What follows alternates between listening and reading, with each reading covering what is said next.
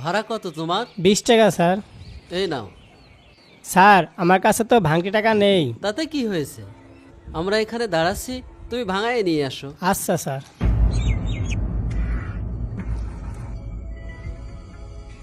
আব্বু, তুমি এটা কি করলে? কেন, কি হয়েছে? তুমি একে চেনো? একে যে 500 টাকার নোট দিলে, এ কি ফিরে আসবে আর? তুমি একটু ধৈর্য ধরে দেখো বিষয়টা আসলে কি হয়। ঠিক আছে।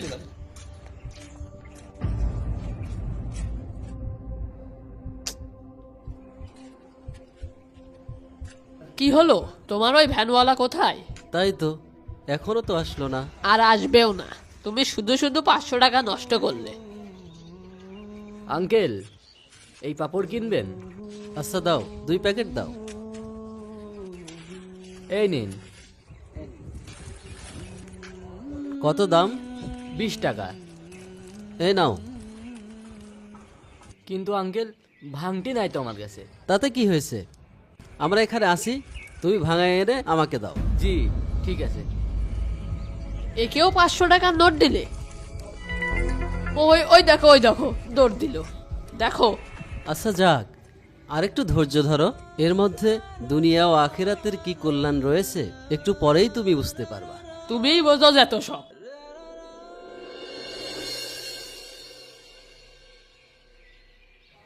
আব্বু, এই লোকটাও তোমাকে ধোকা দিল, তুমি ঠিক পেলে না।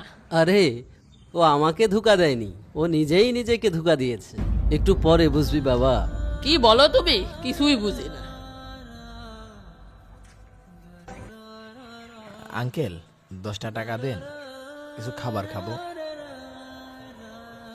এই নাও। এত বড় নোট?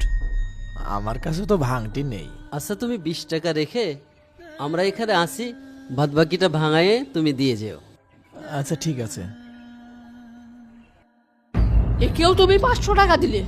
এমনি দুজনার 500 500 1000 টাকা দিলে। তুমি দেখে নিও, এই লোকটা আসবে না।